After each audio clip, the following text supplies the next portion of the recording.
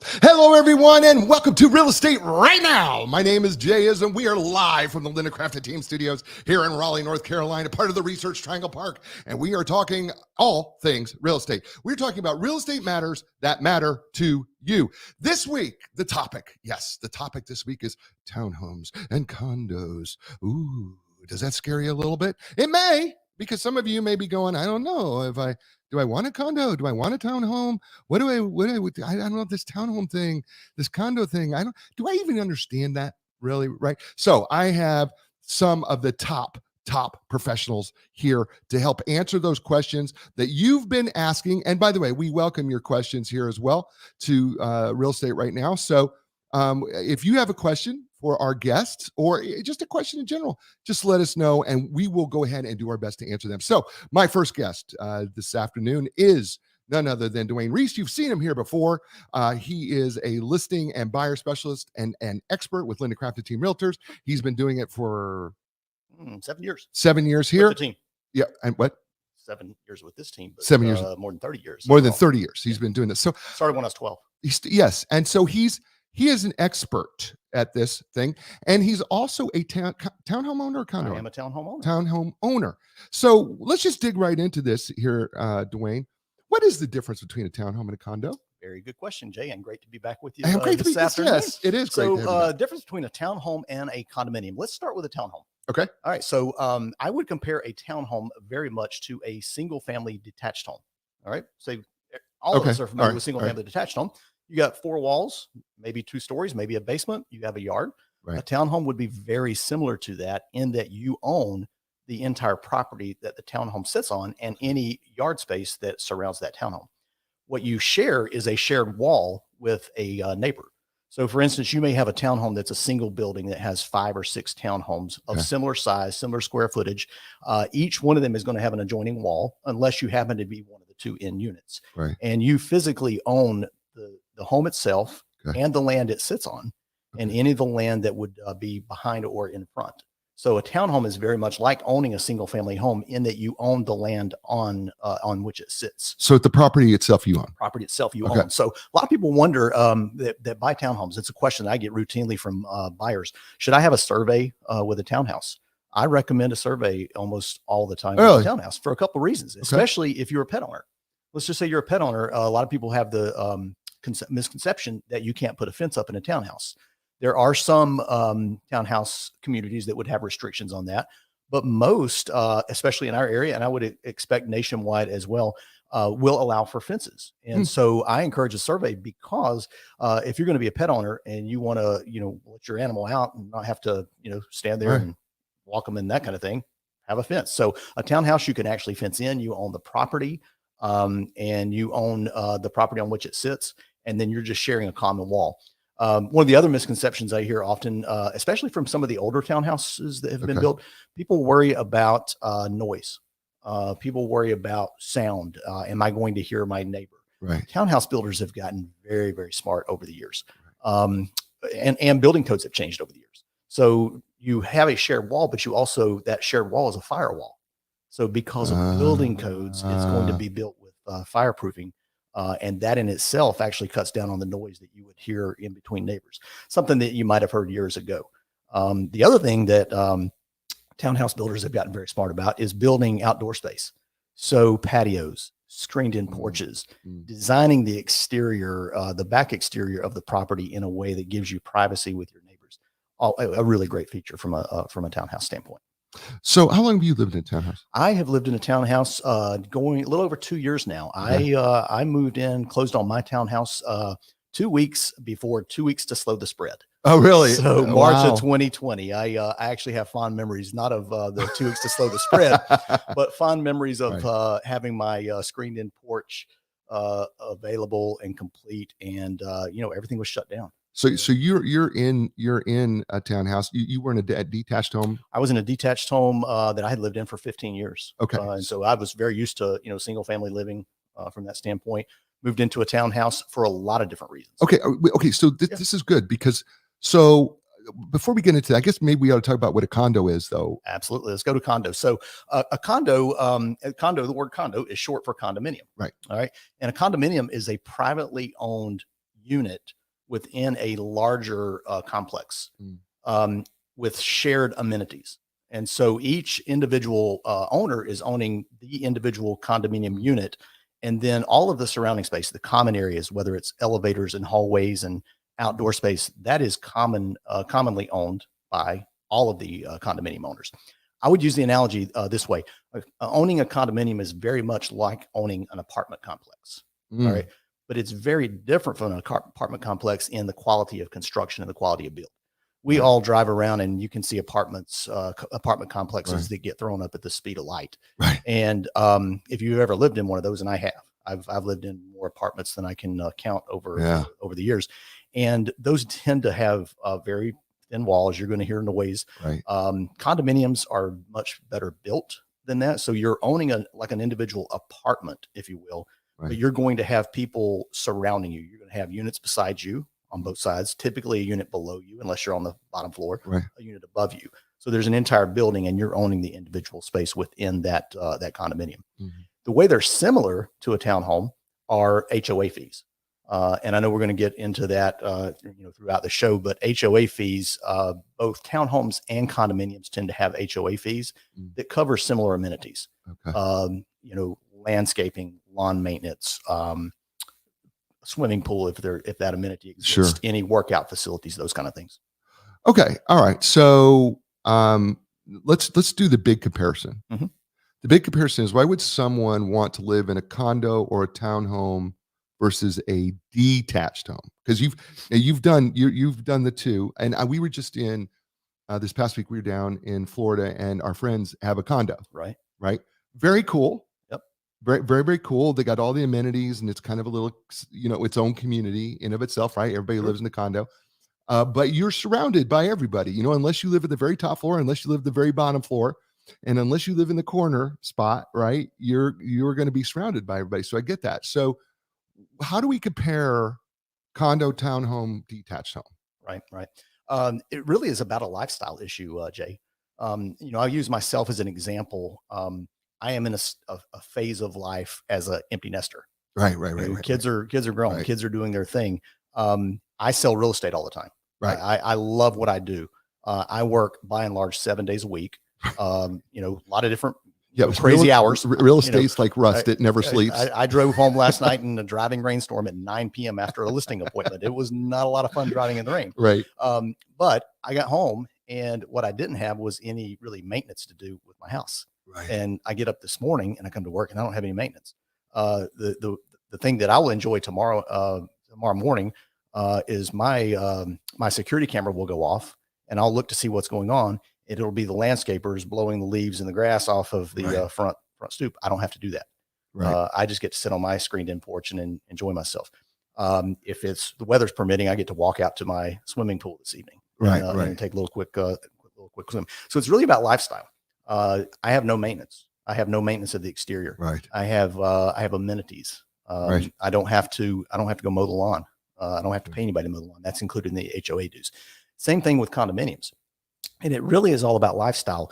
Condominiums tend to be located in closer proximity, higher trafficked areas. For instance, here in the Triangle, most of our condos would be in Raleigh proper. Sure. There's a couple of high-rise condos that we have in downtown Raleigh. Right. Those tend to attract, kind of a lower age demographic. Sure. Because they're wanting to live in the city. Right. But that would be the case across the country. Your friends in Florida. It was older. They're living in Florida, right? It was older. They're older, but that's Florida. Yeah, because they were right around that Naples, San Marco Island area, right? And it got to meet everybody in the community. I felt great because I was the youngest person there, right? Because it was old. It was an older community, so I guess it's just dependent. It was an active adult community. That's what they like to call them now. Is that what they call them? Yeah. Okay. 55 and over is what everybody used to say, but it's an active adult community. Active adult community. Active adult community. See, the lingo is changing on us here, right? Because we can't say master bedroom anymore, right? Right. It's owner suite, right? Is that what it's called? Oh yeah. Well, let me throw another term in for you. How about courtyard living? All right, we've talked about condos and we've talked about townhomes. How about courtyard living? Okay, you got me. Courtyard living would be active adult, 55 plus as well. Builders have gotten really smart with the design, and it's Courtyard Living would be very much like a townhome. Okay. Maybe a hybrid between a townhome and a single family home, because what you have is you own 4 walls. Okay. All right. And then you have a courtyard that adjoins to your next door neighbor on either side. But you have privacy fence and full maintenance. You don't have to mow that courtyard. Okay. You don't have to do the landscaping on that courtyard. It's done for you. Gotcha. You see these popping up. We have a lot here in North Carolina, but they're nationwide, state of Florida. I've got friends, I help sellers sell here. They were moving into an active adult courtyard home, Epcon builder in the state of Florida. Really? So yeah, it's great living. Why would people want to do it? Ease of life. Oh, sure. Think about having all of your maintenance done for you. Right. Think about the ability to really live in a place that's like resort living. Right. Amenities, swimming pool, pickleball, tennis, workout facilities, even lifestyle directors. Some of these communities have lifestyle directors that set calendars. So they set the calendar for ladies' wine night or a guy's bourbon night, right, or a bingo night, or those kind of activities. It's like living in a resort. And then when you do want to go away to a resort, you don't have to worry about whether your home is maintained. Your home's maintained. Right. You've got all the maintenance done for you. You've got the security, the peace of mind to be able to travel, flexibility of lifestyle. Yeah, that's it's kind of interesting that you say that, because when we were down in this condo community this past week, one of the things was the different things that they got going on. Like we did water aerobics, right, that they have for available. We did swimming pool volleyball, right, that they had available, and then they did a 4th of July picnic there, and kind of a potluck that everybody got together, and it was really cool. I mean, it reminded me back of the old days, where everybody brings a dish, right, to share, and it all goes on a big table, and the guys are out on the grill, making burgers and hot dogs, and it was really cool. And I could see why people would want to be part of a condo community like that, because it's like there was something going on all the time. Right. Absolutely. You got the lifestyle amenities. One other thing I should have mentioned as well, Jay. Sure. A lot of people will wonder about appreciation rates and that kind of thing. A townhome, a condo is going to have appreciation and value gain just like a single family home. Sure. So as you're paying that mortgage down, you're building equity in that property. Depending on where the location is, the appreciation rate is not going to be impacted by whether it's a condo or a townhome or single family. It's really going to be impacted by the location itself. Gotcha. So the appreciation rate in a condo in downtown Raleigh, it's going to stay strong. Okay. Yeah. All right. So if I want to, so we're talking about some of the pros and cons, maybe. Let's do that. Yeah, absolutely. So I'll use myself as an example. Pros, townhome living, no maintenance. Okay. I don't have to do anything from a yard standpoint. Right. One of the cons, I have a higher HOA fee than people that live in my neighborhood with a single family. I live in a neighborhood of a combination of single family and townhouse. You see that pretty commonly in our area. You see that pretty commonly nationwide. Right. My HOA fees are slightly larger than the single family neighbors. Right. Because I'm paying for the maintenance and the exterior. Yeah, but you're not mowing your own lawn. Somebody else. My own lawn. I'm also not going to replace my own roof in 20 years. Right. So, and then the other thing, right? I mean, it's 100. I know people don't know this, but right now it's 100 degrees. Oh yeah.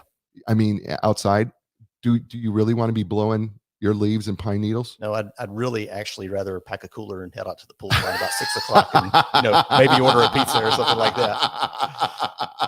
Yeah. I mean, it is a pro, but I get it though, because the thing is that you're paying more. Right.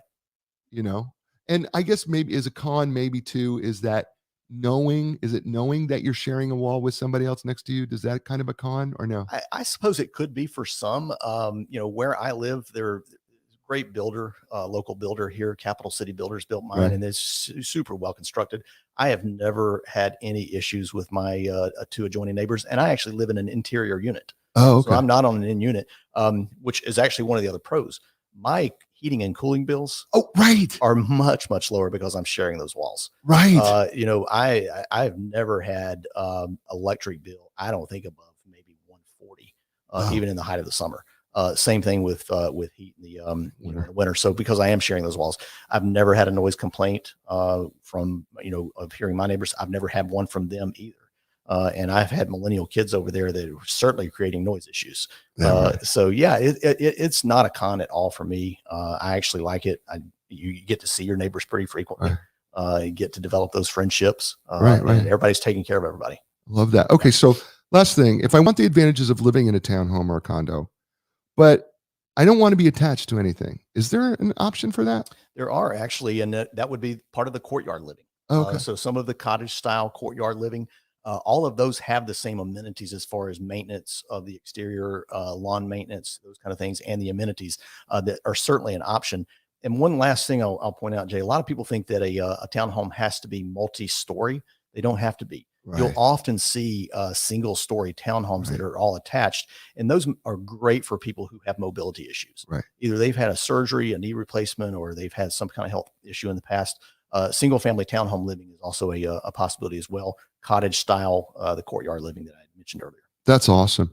This went really fast. I just went so fast. So tell people how they can get a hold of you if they want questions about not just townhomes or condos, but detached homes or anything about real estate. How can they get a hold of you? Absolutely, Jay.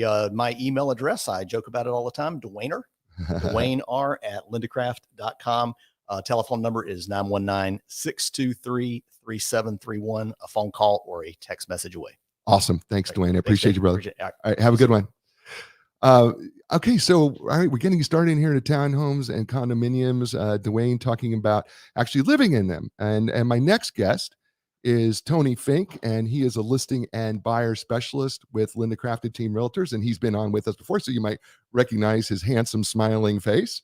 As he said, he's got a great sense of humor. By the way, there is a Fink Funny, and that comes out when? Every Wednesday. Every Wednesday. So on Instagram, Facebook, you can catch the Fink Funny. And by the way, they're really good. If you're into dad jokes, okay? Who's not into dad jokes? I don't know who's not. Listen, I love them. Matter of fact, we've gotten so good at reading your stuff that there are people now contributing to you. There are. Jay, what did the one tomato say to the second tomato? I don't know what it is. Ketchup. Okay. There you go. You get a teaser. There it is. So That's look me up on social media. Next Wednesday, look for the Fink Funny. Just look up Anthony Fink on Instagram or social media. We'll take care of you. We'll take care of you. So, all right, we're talking condos and we're talking townhomes here. And Dwayne kind of walked us through because he's living in a townhome condo. I don't like you've done that before. I have, Jay. As you probably recall, I've owned 13 homes. Right. So I've owned condos, townhomes, single family homes, timeshares, and are you ready for this? Yeah. Cooperatives. Ooh. So we can talk about any of those you want to talk about. But Dwayne did a great job. The main benefit of communal living, right, a townhouse or a condominium, is lock and leave lifestyle. Okay. No maintenance lifestyle typically. And that could look like a detached home, right? It could, but with a detached home, if you go on a cruise for a month, lawn's got to be taken care of, something could be going on, exterior maintenance. That's the lock and leave mentality. So you think of nationally, and you mentioned your friends down in Florida, condos are quite common in Florida, as are cooperatives. Right. And the reason for that is people are over the maintenance of a single family home. Right. Well, but there are communities, right? Like I think there's a community in Beaufort, North Carolina that they're detached homes, but they take care of mowing everything and the exterior type of things, right? I mean, I don't know what those communities are called. I think it's still locked communities. Well, yeah, I mean, those are going to be a little bit more unique, right? But I think what you're talking about is there's either going to be a homeowners association or a property owners association. Yeah. But when you own a detached home, a single family residence, it's less common. But actually, I live in a community close by where it is single family homes and townhomes, and the yards that face the main streets are maintained by the HOA. Oh, there we go. By all the homeowners. There we go. So I don't have to take care of my front yard or my side yard, but my backyard, which happens to be a hardscape, I take care of. So I mow that once a year. Right. I got it. Okay. So let's speaking of HOAs, let's help people wrap their minds around a homeowners association, right? So help us understand what a homeowners association is. What's the board like? What are they responsible for? Yeah, well, it's a great question. So when it comes to an HOA, let me walk through what a homeowners association does. And then a condo association, which is a COA, is very similar. And then in rare instances, you also have what's called a property owners association. All right. But essentially what any of those associations are is a way to share expense. And the expense is the expense associated with common areas, amenities. If it's a townhome and you have a townhome, homeowners association, be exterior maintenance on typically the roof, the walls, may not include windows. So that's where you got to dive into the specificity for each. Okay. So commonly we hear about what's called a homeowners association or condo association board. Yes. The board, right? Yes. So people, I don't know that people have either understand what the homeowners or condo association board is. What do they do? What are they responsible for? Yeah, great question.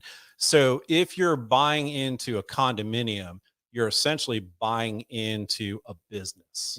So on a townhome or a homeowners association, which would include single family homes as well, you have a board. The board is charged and appointed, voted in typically by the residents, to administer the association rules, including protecting the interests of the association, i.e. collecting dues.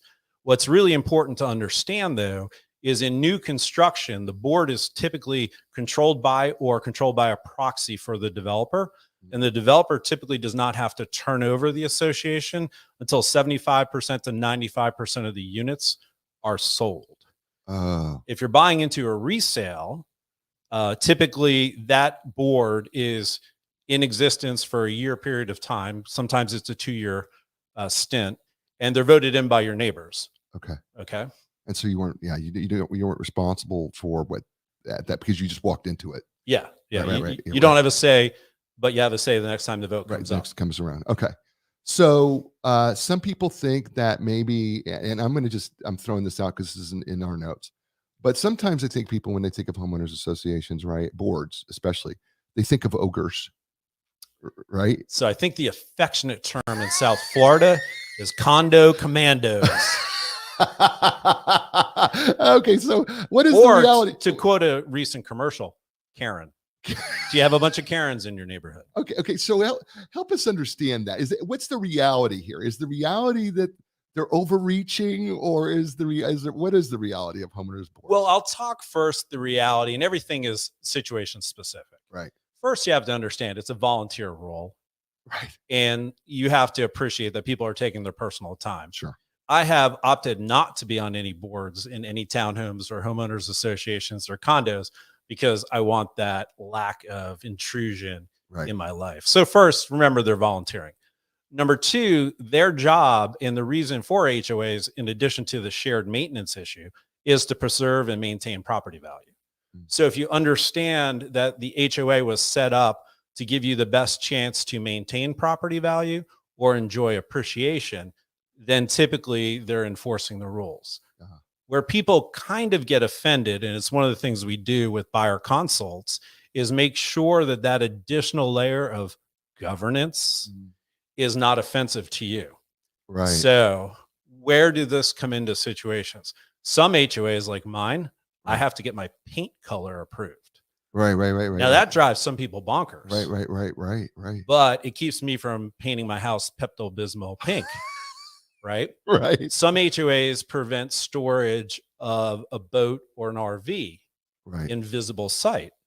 Okay, well, if I own an RV, that's going to bother me. Right. But if I don't own an RV, or the RV doesn't leave ever and the tires go flat, that's going to hurt my property value.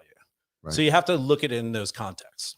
Yeah, I get it, and it's not an easy job. It can't be. It's not. And the ones that are overzealous, and again, that can happen. Right. I accuse my father of doing that. He's on the condo board in a property he lives in. But typically, it's somebody didn't know what the rules and regulations were, and they're extensive, and they're usually very large documents which nobody ever reads. Right. So that's one consideration, and usually you run afoul of that. But if it's neighborly, I've never found it to be an issue. Okay, so let's talk about you, in particular, working with a buyer, and it comes to condos or townhomes. When you're working with a buyer, what kind of things do you look for the buyer? And I'm going to make a distinction between a homeowners association, which could apply to single family homes, likely applies to townhomes. Okay. versus condominiums. Okay. All right. Okay. Because there is a difference. Right. So when I'm talking with buyers, if they're amenable to attached living, where you have neighbors attached to you, one of the things I'm going to ask them is how are they doing the purchase? How are they financing it? And I know you have a guest later that'll talk about the financing issues. Yeah, Paul's coming up. So that's something we think about. Number two is what is their intended use of the property? Okay, because there are certain uses that are not permitted. Got it. Heavy business use, heavy business traffic in and out of your residence, usually prohibited or discouraged by an HOA, definitely by a condo. Next thing would be, do you intend to rent it? Would you like to be one of these nightly rental organizations? Those usually you have to understand the rules and regulations of the specific association you're dealing with. Because you may be limited on how many weeks of the year you can rent it. Correct. Right. Or if you can rent it at all. Right. So I'm fortunate enough to have a vacation place in the mountains. It is a condominium, and our condominium association prohibits leases for less than a year. So you cannot do overnight rentals. Now, I'm thrilled about that because it keeps the ownership nature. But if I had bought the property for investment purposes with the intent of renting it, that would be a negative.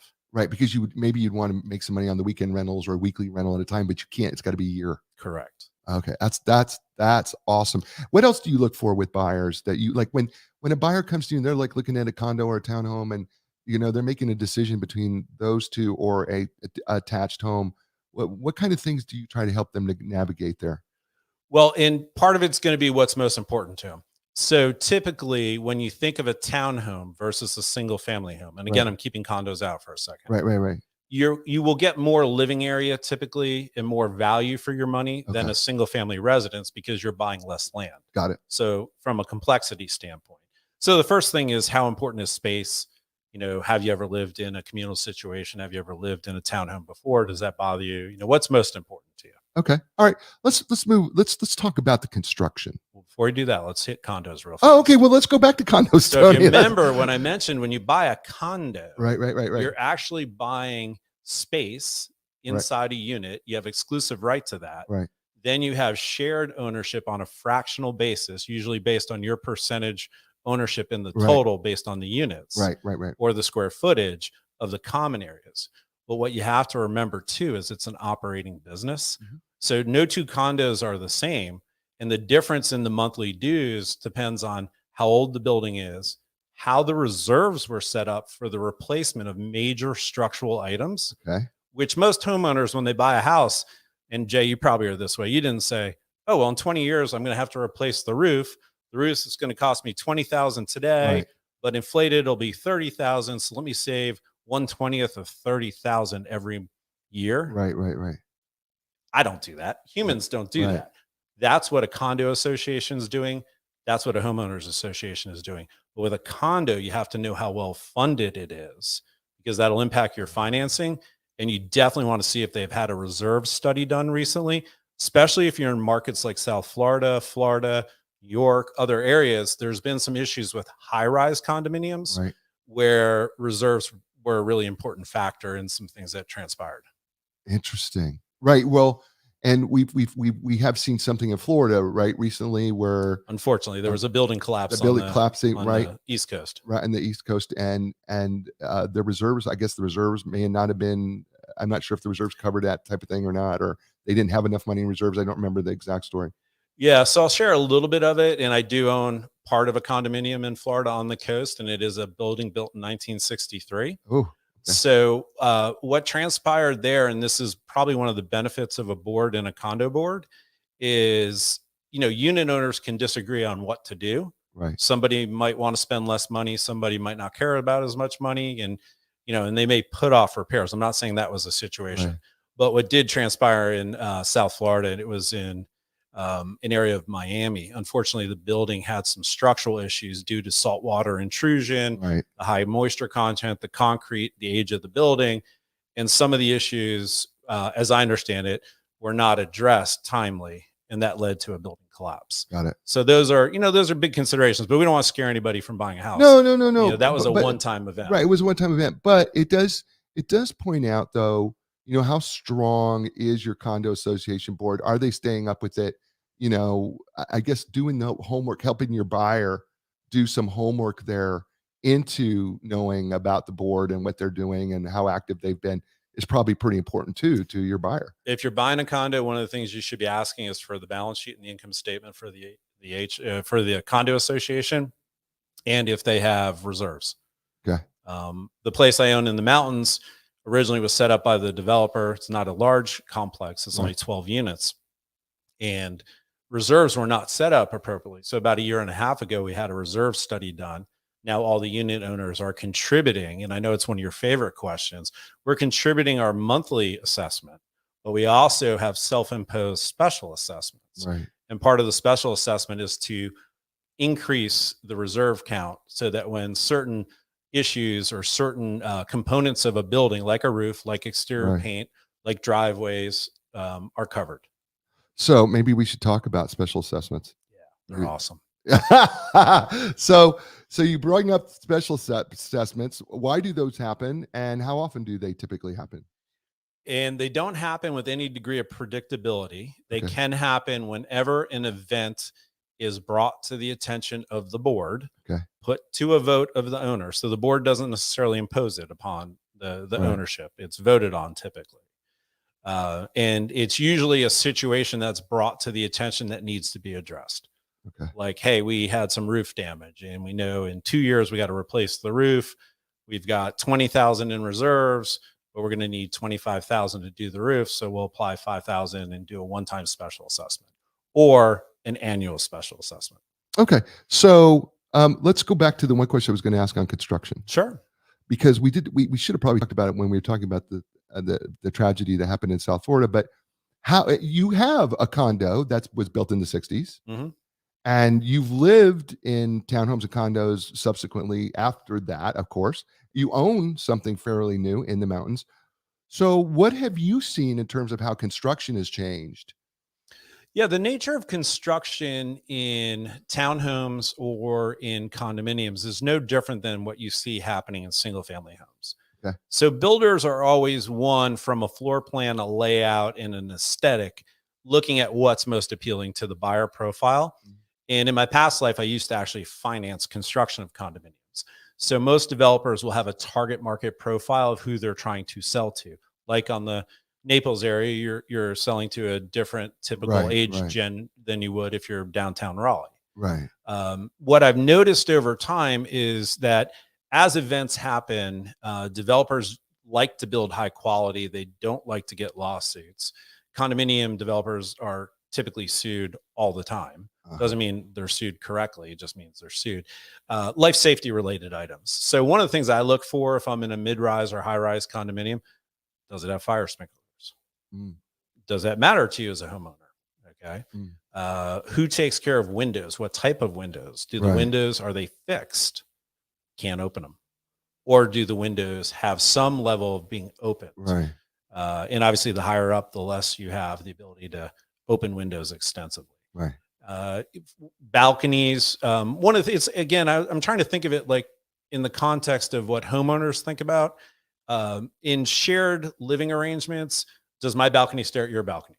Oh, right. And are you out on the balcony every morning smoking cigars and, pumping iron? Right. Or do I have some privacy? So those are the things I look at. Then you get into issues. And again, we're talking about condos. Townhomes would be similar, but different factors. Is there a doorman? Is there a door person? Right. How do your guests get in? Parking. Parking is a major consideration for townhome buyers and condominium buyers. Right. Because when you throw that great party and invite me over for dinner, and there's 20 other people, where are we parking? Right. Okay. Right. Big difference between a townhome and a condominium. If a townhome has parking, a lot of times it'll be garage parking, just like your home. Right. Condominiums, rarely do you have secured garage parking. Usually have open garage parking. Now you may have a allocated space just for you, but anybody can walk by your car. Right. Got it. Okay. So I know there's some things that you have with you, I think, that I haven't asked. What do you have for us on condos and townhomes that I should have asked, maybe I missed, that I should have asked you? So, one last thing on the construction. One trend I have seen, and this started probably 8-9 years ago is in particularly with condominiums, because condominiums are oftentimes multi-story. Okay. What do you do when all those packages from that gray van show up? Where does all those Amazon packages go? So one of the new trends, and you'll see this in apartment complexes, but you also see it in condominium complexes, is they'll have storage areas for packages. And some have even gone to storage area cold storage if you're having your groceries delivered. Got it. So those are some of the things. With respect to other things to consider, it's really lifestyle related. I wouldn't let a condominium scare you away, and I wouldn't let condo fees or homeowners fees or HOA fees scare you away. You just have to look into them and understand what they're doing. If I have an HOA fee and that includes my trash service, right, and that covers my water supply to the house, right? Well, I got to back that out. Right. Because as a homeowner, I'm paying for all those things. Right. So when I usually do the math, and everything's affordability and what you can afford to do, I usually don't find condos to be punitive unless they've got an excess reserve component in there. Right. And if they do, that could be a positive or a negative. It's just something to look at. They're doing that typically to make up for something or prepare for something. But I just had clients go under contract in a condominium in Briar Creek, which is an area of Raleigh near the Research Triangle. And there's 47 things on the list. 30 of them are handled by the HOA or the condo association. Wow. So think of how much responsibility has been offloaded from the homeowner, right, to the communal ownership. Right. Which if it was a house, I'd be liable for all that. That's awesome. You know what? You've been awesome as always. Tell people how they can get a hold of you. You can go to the Think Funny and get your fix for Wednesday, because Wednesday is not the same without the Think Funny. But otherwise, you can give me a call at 919-986-4146 or Tony@lindacraft.com. Yeah. We did this last time. That's LINDACRAFT.com. But again, condominiums, cooperatives, which we didn't talk about. Yeah. I'm drawing a blank. Timeshares. If any of those are in your wheelhouse, just talk with a professional, have them explain how it works. Don't be scared off just because. Right. Because it might be the ideal ownership nature for you. That's perfect. And Jay, thanks for having me back. Yeah, and listen, call Tony. He can help you with all of those because he's owned all of those. I have owned all of them. That is true. That is true. Thanks, Tony. Appreciate Thanks it. for watching, team. That was Tony Fink with Linda Craft and Team Realtors. My next guest coming in right now. We've seen him before. He's been on the very first show. His name is Paul Fitz with Advantage Lending is joining us. And it's great to see you, Paul. JSO. Hey, how are you, man? How you doing today? I'm great. Thank I'm a you. little upset at your hair and makeup girl outside. I don't look the best, but I'm doing the best I can. You look as far as listen. With what you've been through, we're very happy that you're even here. What was the old Saturday Night Live thing? You look marvelous. You're looking marvelous. You look marvelous. Yeah. So we're talking about condos, townhomes. I have been watching. I've been paying attention to two of your experts today. Yeah. They do a great job. I've actually done deals with them on condos. So yeah. So here's the thing. You've been a lender for all sorts of homes, townhomes, condos, trailers, right? You've done it all. So is there a difference in financing between a condo or townhome or detached home? Yes. Next question. Oh, you mean you expound? Could you expound? Can you expound that a little bit? Well, the truth is, there's been a lot, and now I want to touch back on things that you and Tony were talking about. Okay.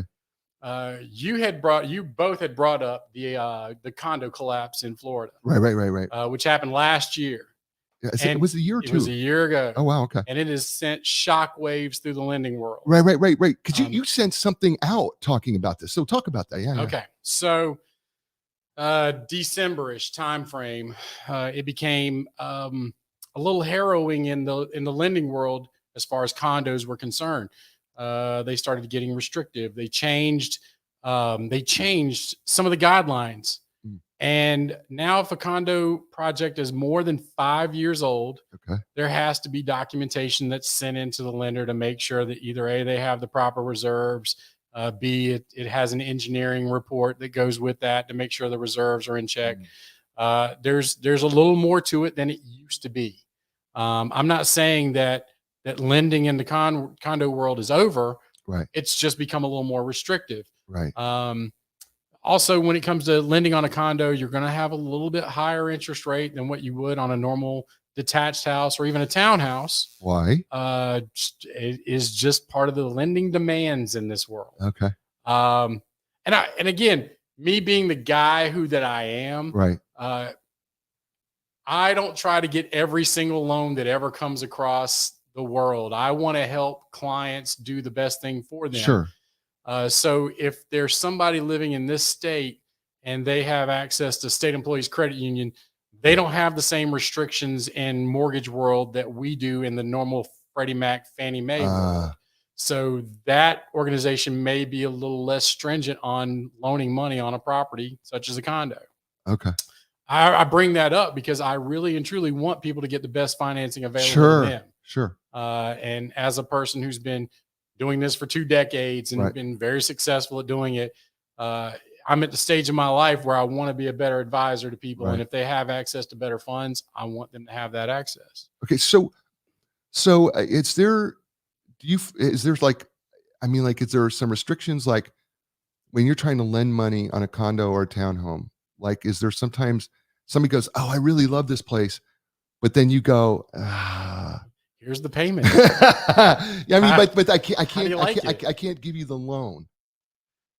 Wow. Have I ever denied anybody from buying a condo? Well, I mean, is there something about, could there be something about the condo or the townhome where you would go, if it doesn't meet the new Freddie Mac or Fannie Mae lending requirements, then they can be turned down for purchasing that condo. Whoa. Help us understand that. Well, I mean, if it doesn't meet requirements, what are those requirements? Well, just like we talked about. Oh, okay. Are they going to meet the new 5-year statute? Were they built in the last 5 years? Oh, okay. Do they have the new engineering reports? Oh, okay. Do they have all of their certifications that are necessary? Got it. Once all of those things came down in December, January timeframe, I was sending emails out to everybody. Right. The truth is, if you're a listing agent out there and you're paying attention to us right now, ask the questions in advance before listing that property. Make sure it's had its certification. Make sure that it's got the money in reserves. Make sure that you're doing everything that you need to do to give all of the information up front prior to listing that property. You don't want to hamstring your seller as much as you don't want to hamstring the people who are trying to buy that property. Okay, so let's take this situation. Let's say there's a condo unit and it's older, but let's say 70% of them are being rented. Oh, they're not as restrictive as they used to be on rental practices. Okay. I mean, they still do look at how much of this unit is being rented. The best way you can view those projects are like the condos over by NC State, because the majority of those properties are purchased for a child in mind. Right. You're gonna send your kid there for 4 years. You buy the unit. You're like, wow, this thing is it's really doing well in value. I don't want to let it go. Right. I'll bring some tenants in. So that person's going to hold on to it. It's going to turn it into a rental. And a lot of people do that. Right. There are certain restrictions on how many rentals can be, not more than 50% if you're going to use the conventional or FHA. VA doesn't care.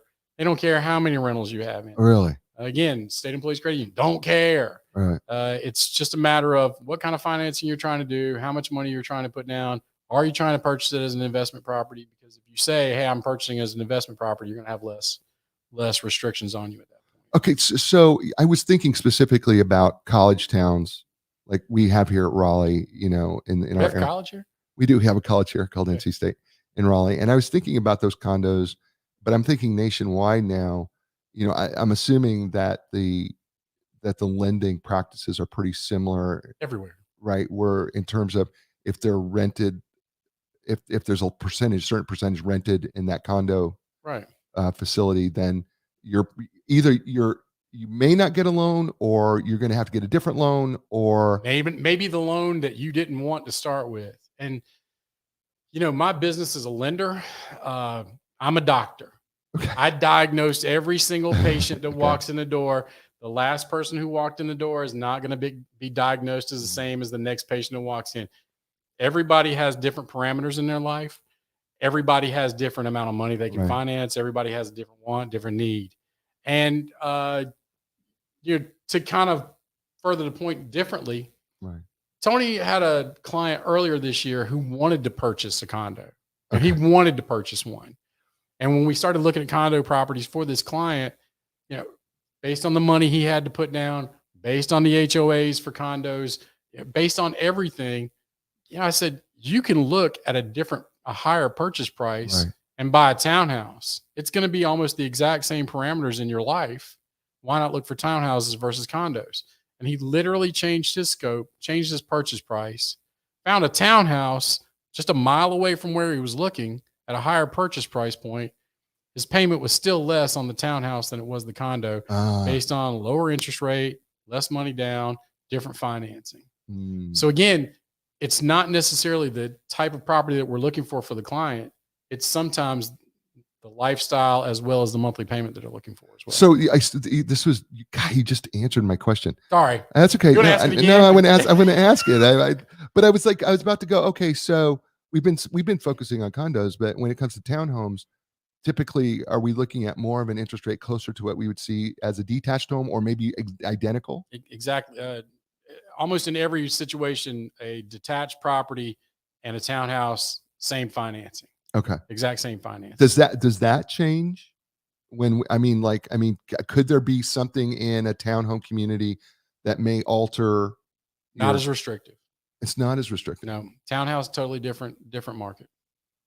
I know it's hard to say because they're both basically attached living. Right. Because if you're living in a center townhome unit, right? You've got a wall on a wall. What's the difference, right? Right. The designation. It's the designation between condo or townhouse. If it's designated differently, it's always looked at for financing purposes differently. Interesting. Yeah, it's a different light. So when let's say somebody comes to you and they go, I don't know that I really want to live in an attached home. I'm thinking about a townhome or a condo.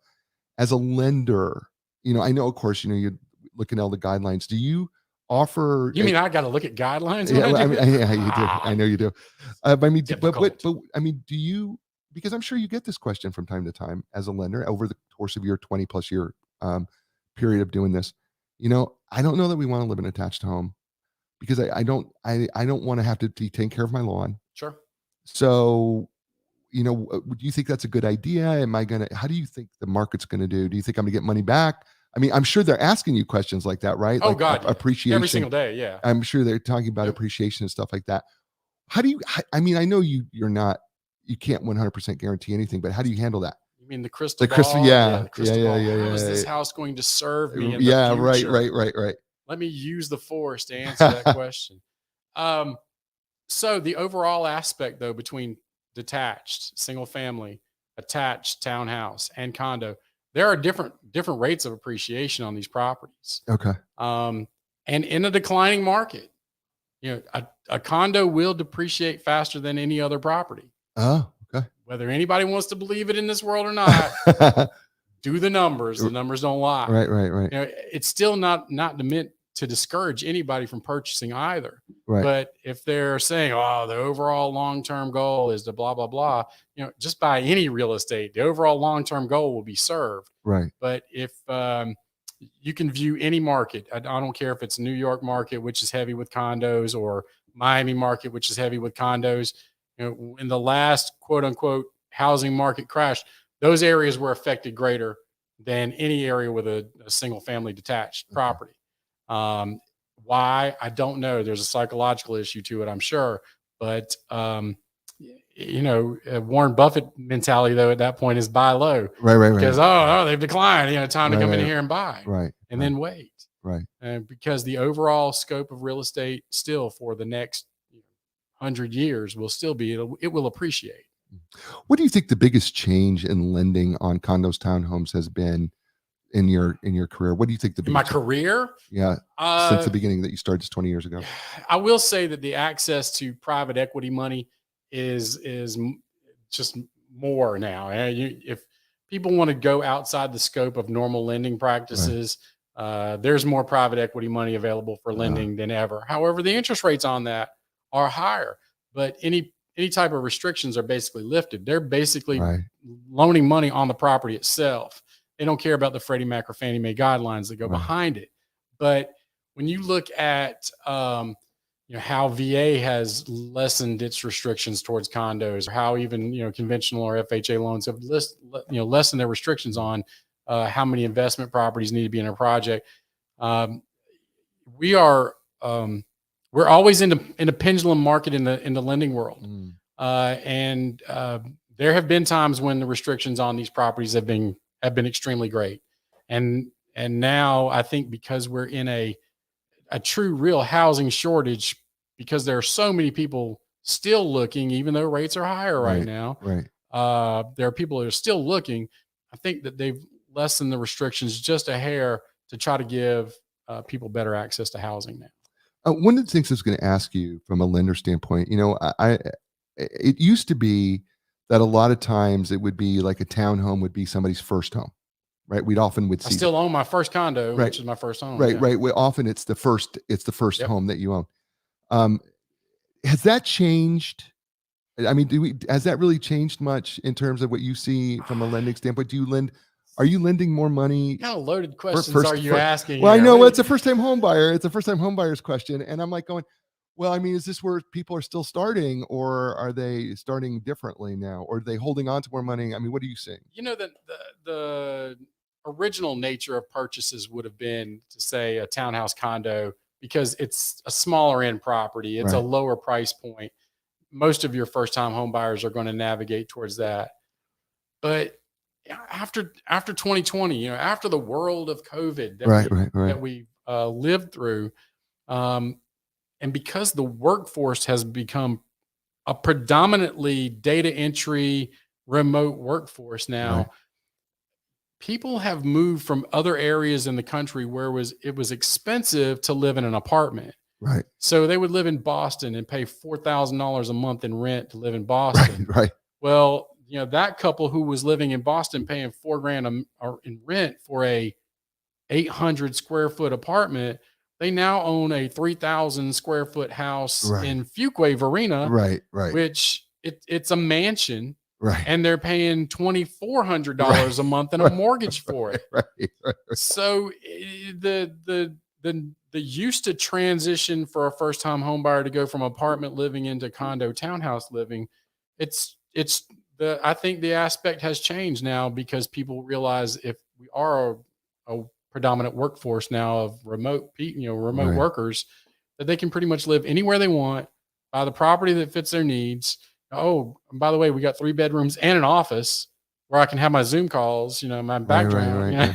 Well, your backdrop, backdrop there for your Zoom calls, right? Right.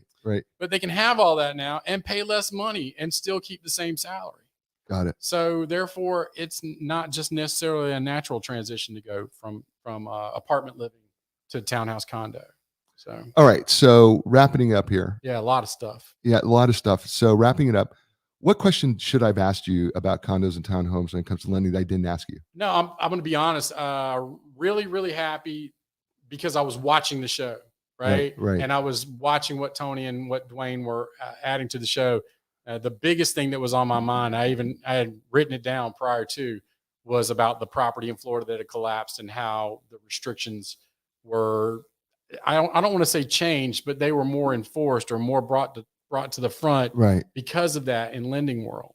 The lending market is in my world, and I say my world, I mean any lender who works Freddie Mac, Fannie Mae lending. In our world, it may seem a little daunting for some people to say they want to work on, or they don't want to work condos because of all the restrictions and blah, blah, blah. But the truth is that we can still navigate this for buyers. We can still navigate this for people who are, who feel like it might be, when they kind of hands off. No, buy it, buy the property. It'll be there forever for you if you want it to be a rental property too. So. Awesome. So tell people how they can get a hold of you. You can get a hold of me at pfitz@advantagelending.com. That's my email. You can also call me, cell phone 919-612-0043. And I'm always around, always glad to help folks out, whether I do your lending or not. I'd love to be your advisor and help you at least get pointed in the right direction. And he does too, by the way. And Fitz is spelled Fitts. So Yeah, that's right. Fitz. PFITTS is the email address. So make sure you took it to Paul. Paul, thank you. No, thank you, brother. Appreciate As it. always. Appreciate it. Yeah. Folks, that's the show. You know what we say? It's real estate right now. These are real estate matters that matter to you. We are so glad that you joined us. We know that you have tons of other options that you could have, but you chose us, and we are really grateful. So you know what? As you're listening to the show, do us a favor, right? Not only tell your friends, but also give us a recommendation or give us just a 5-star review. Share. Yeah, we love sharing is caring, and we believe that here on Real Estate Right Now. So listen, until next week, you know what we say. Ciao, everybody. Thank you. We're grateful for you. Have a Bye. great day.